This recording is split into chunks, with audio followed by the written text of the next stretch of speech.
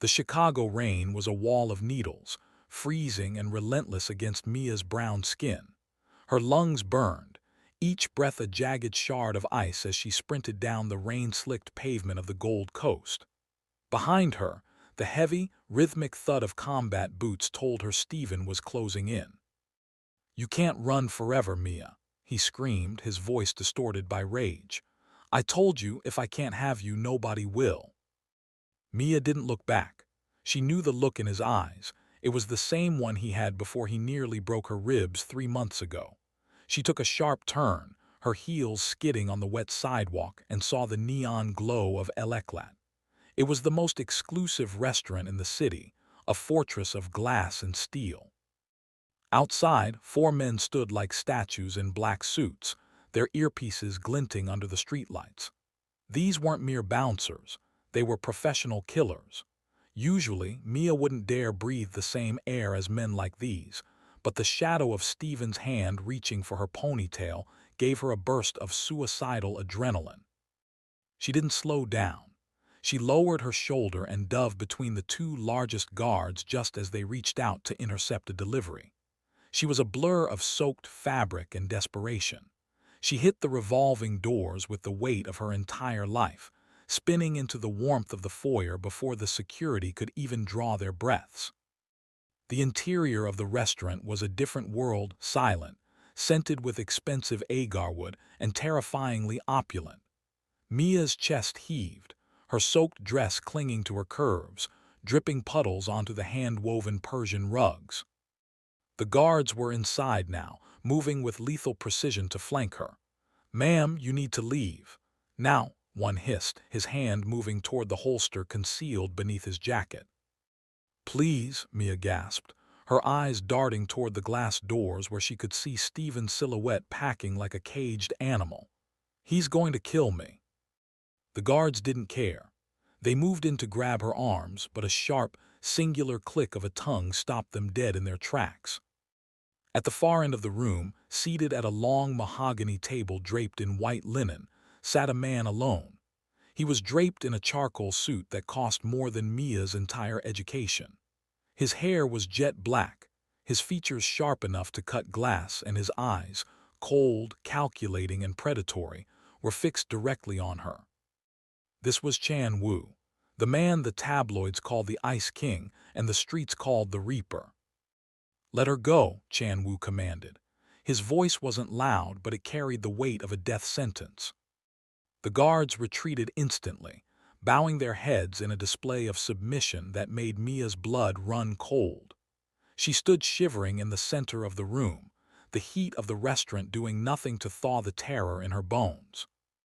Chan Wu stood up. He was tall, his presence filling the cavernous room until the air felt thin. He walked toward her, each step measured and deliberate. As he stopped inches away, Mia could smell him, sandalwood, rain, and a faint, metallic scent that whispered of violence. He reached out, his long fingers tilting her chin upward. His touch was searingly hot against her cold skin. He ignored her ragged breathing, his gaze traveling over her face, the deep mahogany of her skin, and the terror in her wide, dark eyes. "You broke through a 6-man perimeter," he murmured, more to himself than to her. "No one has ever entered my presence uninvited and lived to talk about it." "I had no choice," Mia whispered, her voice trembling. "Choice is a luxury you just traded for your life," Chan Wu said. He turned his head slightly toward the door. "Is that him, the dog barking at my gates?" He gestured toward Stephen, who was currently being tackled to the pavement by 3 of Chan Wu's men outside. "He's my ex," Mia said, the word feeling like ash in her mouth. "He won't stop until I'm dead." Chan Wu leaned in closer, his lips brushing against the shell of her ear. The intimacy of the gesture sent a different kind of shiver down her spine, one that wasn't born of fear alone. "He will never touch you again," Chan Wu promised. "But understand this, Mia. Nothing in this city is free. If I keep you, you are no longer a person. You are an asset, my asset." He turned to his lead guard. "Take the trash outside to the docks. Make sure he understands that looking at what belongs to me is a capital offense." "Wait," Mia cried out, but the guard was already moving. Chan Wu's hand slid from her chin to the back of her neck, his grip tightening just enough to demand her full attention. "Don't waste your breath on a dead man. You should be more concerned with me." The rumors she'd heard at the salon, that he didn't like women, that he was cold and indifferent to the flesh, seemed like a lie in that moment. The way his thumb traced the line of her pulse was anything but indifferent. It was the touch of a man who had just found a new toy and intended to break it in. Chan Wu didn't ask her if she wanted to leave. He simply draped his heavy overcoat over her wet shoulders, the scent of him enveloping her like a shroud. The penthouse. He directed his driver as they exited through a private rear entrance. The black SUV sped through the rain-drenched streets of Chicago, the city lights blurring into streaks of gold and neon. Mia sat huddled in the corner of the leather seat, feeling the weight of the man sitting next to her. He didn't look at her. He was on his phone, barking orders in Korean, his voice low and guttural. When they reached the towering glass spire of his residence, the elevator whisked them straight to the top floor. The doors opened to a space of marble and shadows. "Strip," Chan Wu said simply, tossing his keys onto a side table. Mia froze, her heart hammering against her ribs. "What?" He turned, his eyes dark with a sudden, predatory hunger that made the air in the room feel heavy. "You're wet, you're shivering, and you're wearing the scent of another man's fear. I want it off you. Now." He walked toward her, his hand reaching for the buttons of his own shirt. "The rumors say I don't want women, Mia. Tonight, I'm going to show you exactly what I want to do to you." The penthouse was a cathedral of glass, overlooking the churning, dark waters of Lake Michigan. Mia stood paralyzed in the center of the vast living area. The cold marble floor seeped through her damp stockings, but it was Chan Wu's gaze that made her skin prickle. He watched her with the clinical intensity of a collector examining a rare silk. I don't have any clothes," Mia whispered, her voice cracking as she clutched his oversized coat around her. The Chicago skyline sparkled behind her, a city of millions, yet she had never felt more isolated. Chan Wu didn't blink.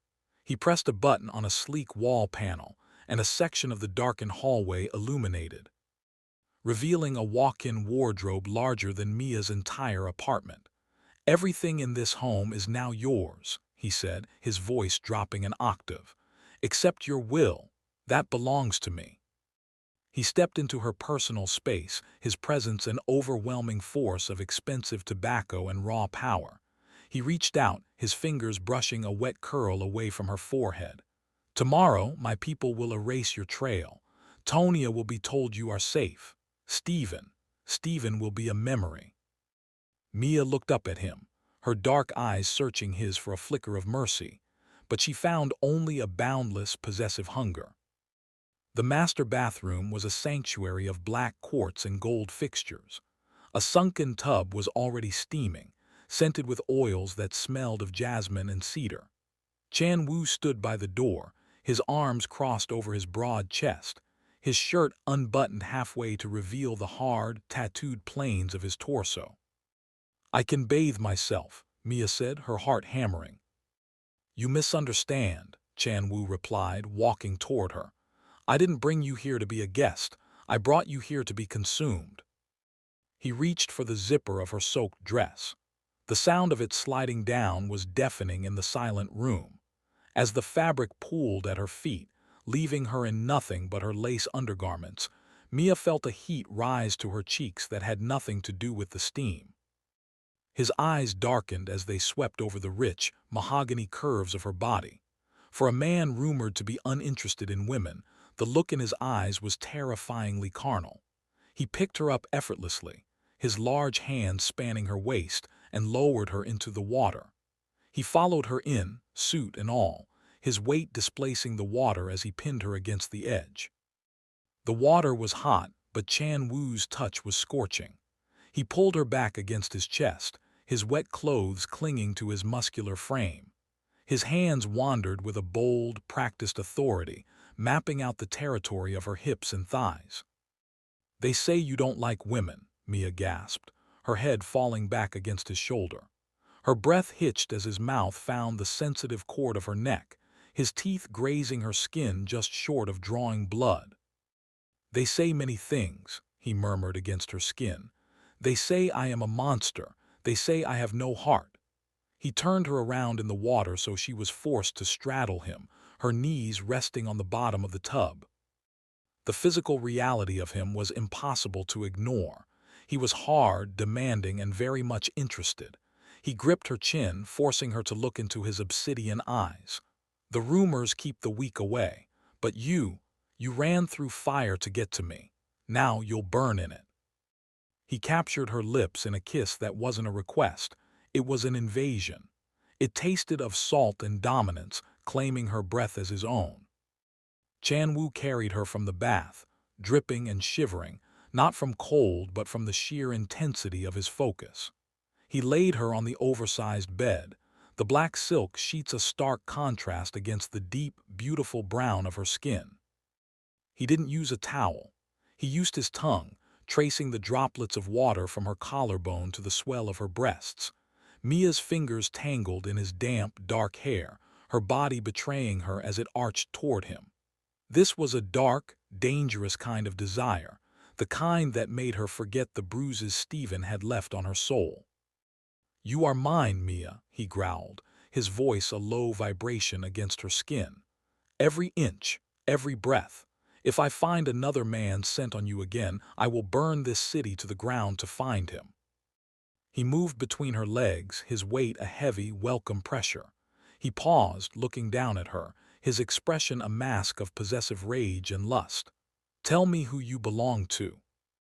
"You," she whispered, the word a surrender. "I belong to you, Chan-woo." The first time he took her, it was an explosion of sensory overload. There was no gentleness, only a raw, desperate need to mark her as his. Chan-woo moved with a rhythmic, powerful grace that left Mia breathless, her cries echoing off the floor-to-ceiling windows that looked out over the Chicago skyline. In the height of her climax, she looked out at the city where she had been a victim just hours ago. Now she was held in the arms of its king.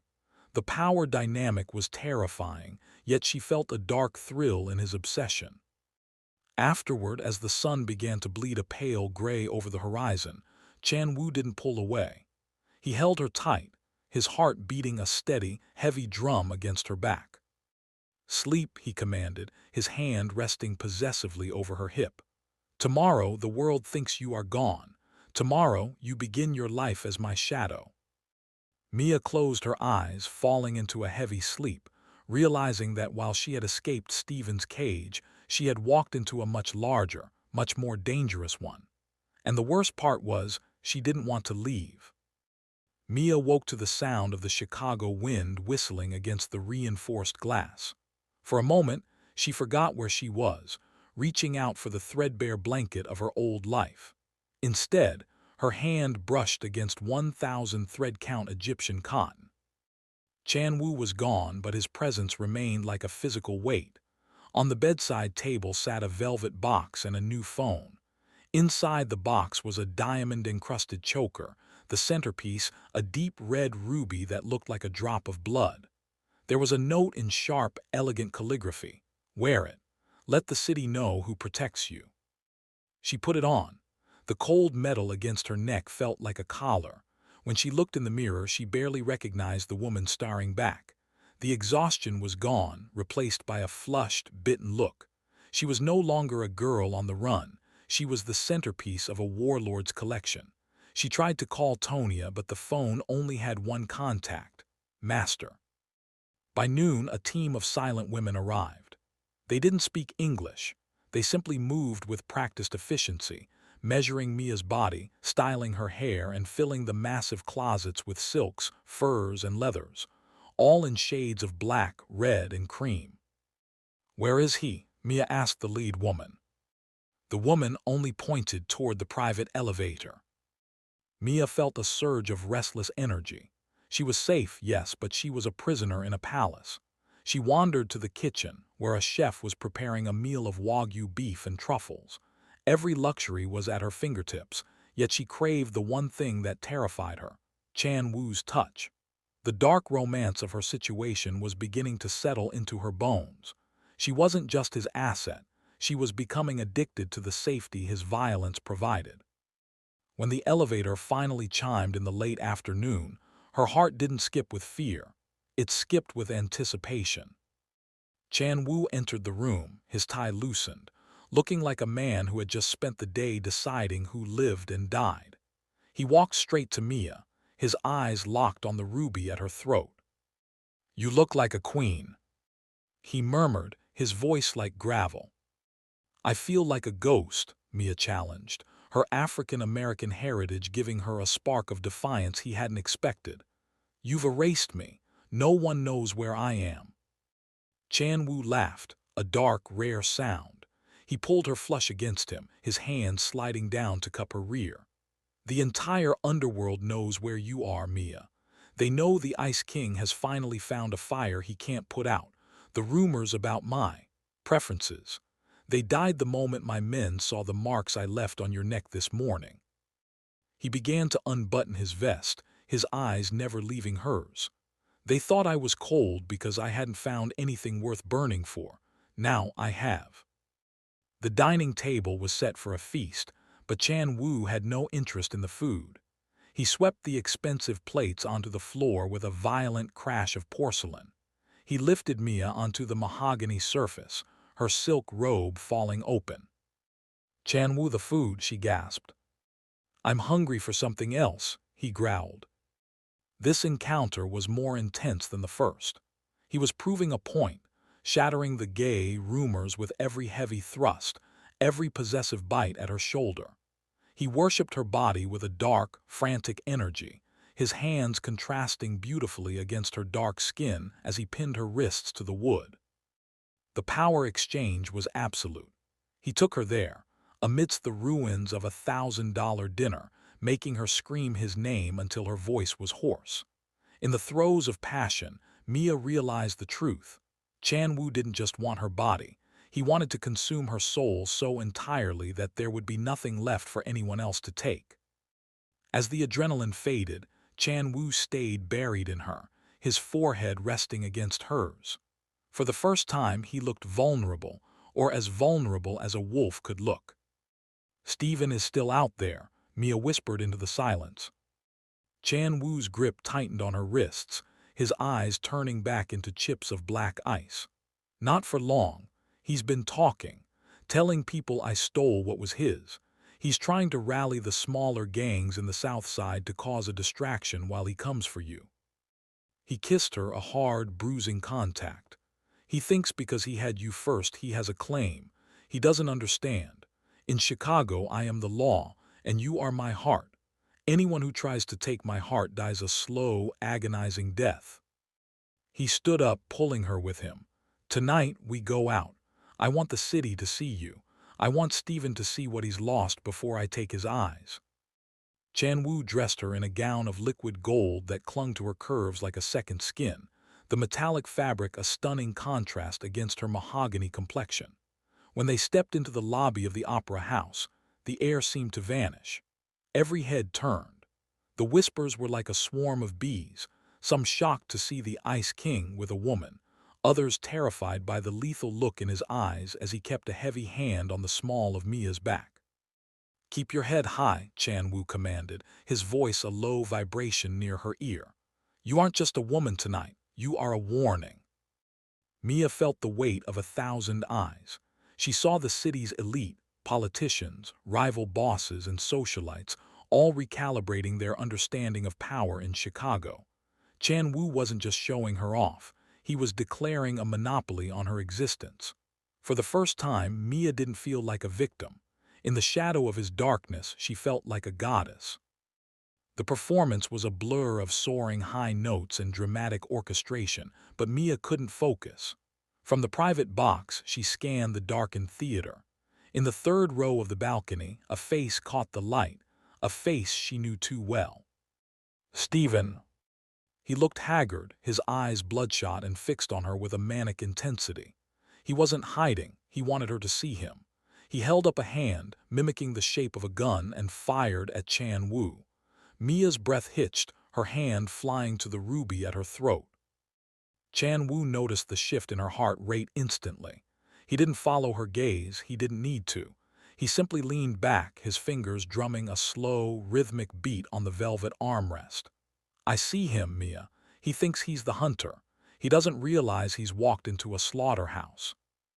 The ride back to the penthouse was silent and charged with a terrifying electricity. Chan Wu's possessiveness had shifted from a simmer to a rolling boil. The moment the elevator doors closed, he didn't wait for the penthouse. He slammed Mia against the mirrored wall, his hands tangling in her hair. You looked at him, Chan Wu hissed, his face inches from hers. I was afraid, Mia gasped, her body responding to the danger in his voice with a surge of heat. Don't be afraid of him, Chan Wu growled, his mouth descending on hers with a ferocity that tasted of iron and silk. Be afraid of what I'll do to you if you ever look at another man with anything but loathing. He tore the gold fabric of her dress, the sound of rending silk filling the small space. He took her right there between the floors, his movements frantic and demanding, as if he were trying to brand his name into her very DNA. The next morning, the golden cage felt less like a sanctuary. Chan Wu's security team had tripled. Tonya called, her voice frantic on the new encrypted line. Mia, oh my God, Mia, someone trashed the apartment. They left a message on the wall. Property of Steven. Mia's blood ran cold. Tonya, you need to get out of there. Go to the address I'm sending you. She's already being moved, Chan Wu said, appearing in the doorway, his shirt sleeves rolled up to reveal forearms corded with muscle. I've sent a team to pull her out. Steven has made his move. He's joined forces with a splinter cell from the west side. They think they can hit my supply lines while he sneaks into the tower. He walked to a hidden wall safe and pulled out a sleek black handgun, checking the chamber with a practiced flick of his wrist. He wants a war. I'm going to give him an apocalypse. Chan Wu refused to let Mia out of his sight. He moved his office into the penthouse, transforming the living area into a war room. Mia watched as he directed hits across the city with the cold precision of a grandmaster. But as night fell, the strategist disappeared, replaced by the lover. He drew her to the floor-to-ceiling windows, the city of Chicago spread out like a map of his empire below them. He's coming tonight, Chan Wu whispered, his hands sliding underneath her silk robe to find the heat of her skin. He thinks the shadows are his friend. He doesn't know I own the shadows. He began to pleasure her slowly, his eyes fixed on the horizon where the sirens were beginning to wail. It was a perverse, dark contrast, the violence erupting in the streets of Chicago and the intense, possessive worship he was performing on her body. He wanted her to peek at the exact moment his enemies fell. The silence of the penthouse was shattered by the muffled thud of a flashbang detonating in the private lobby downstairs. Chan Wu didn't flinch. He remained seated in his leather chair, a glass of amber whiskey in one hand and Mia's hand in the other. He's here, Mia whispered, her heart hammering against her ribs like a trapped bird. He is exactly where I want him, Chan Wu replied, his voice chillingly calm. The security monitors flickered, showing Steven and a handful of desperate mercenaries moving through the service corridors. Steven looked feral, his face twisted in a mask of delusional entitlement. He actually thought he could take something back from the Dragon of Chicago. Chan Wu stood up, pulling Mia behind him. He didn't hide her in a closet, he kept her at his side, a silent witness to the price of obsession. The heavy oak doors of the penthouse were kicked open. Steven burst in, a shotgun leveled at the room, his eyes scanning until they landed on Mia. Get away from him, Mia. I'm taking you home. Chan Wu didn't reach for his gun. He simply stepped forward, placing his body between Mia and the barrel of the weapon. The power dynamic in the room shifted instantly. Steven was shaking, his sweat-slicked hands trembling on the trigger. Chan Wu was a statue of ice. "You entered my home," Chan Wu said, his voice a low, lethal purr. "You threatened my woman. In my world, Stephen, there are no second chances." Before Stephen could react, the shadows in the corner of the room moved. Chan Wu's elite silent guards, who had been there all along, emerged. Within seconds, Stephen was disarmed and forced to his knees, the cold steel of a dozen barrels pressed against his skull. Chan Wu walked over to the kneeling man, his expensive shoes clicking softly on the marble. He looked down at Stephen not with hatred, but with utter disgust. "Mia," Chan Wu called out without looking back, "come here." Mia stepped forward, her legs shaking. She looked down at the man who had terrified her for years. He looked small. He looked pathetic. "He is the source of your nightmares," Chan Wu said, handing Mia his own sleek silver pistol. The weight of it was cold and heavy. "End the dream, Mia, or I will do it for you. But know that once he is gone, there is no one left in this world but us." The air was thick with the scent of ozone and fear. Mia looked at Stephen, then at Chan Wu. She realized that by pulling the trigger, she wasn't just killing her past, she was sealing her soul to the man standing beside her. She didn't flinch. She aimed. The sound of the shot echoed through the penthouse, swallowed eventually by the thick Chicago fog outside. Stephen slumped over, a part of Mia's life finally silenced forever. Chan Wu took the gun from her limp hand and pulled her into his chest, his grip so tight she could barely breathe. "Now," he whispered into her hair, "you are truly mine. No more shadows, no more ghosts." He led her away from the mess, back toward the bedroom where the black silk sheets waited. The adrenaline of the kill had transformed into a dark, ravenous lust. He stripped her with a newfound reverence, his hands shaking slightly, the only sign of emotion he had shown all night. That night, their union wasn't just about possession, it was a blood seal. He claimed her with a ferocity that bordered on worship, proving that the rumors were wrong. He was capable of feeling, but only for the woman who had dared to invade his fortress. A month later, the city of Chicago had a new legend. The Ice King was no longer a solitary figure. He was seen everywhere with a stunning African-American woman by his side, draped in diamonds and the finest silks the world could offer. Mia stood on the balcony of the penthouse, looking out at the skyline. Tonia was safe, living in a protected villa in Italy, funded by Chan Wu's endless resources. Mia's old life was a blur, a distant memory of a woman who was afraid. Chan Wu stepped out behind her, wrapping his arms around her waist and resting his chin on her shoulder. The ruby at her throat glowed in the twilight. "What are you thinking about?" he asked, his voice softer than she had ever heard it. "I'm thinking about the night I ran into that restaurant," she murmured, leaning back into his strength. "I thought I was running for my life."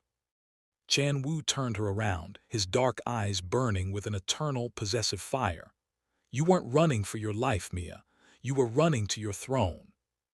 He kissed her, the taste of Chicago and power on his lips, as the city below them bowed to its king and queen.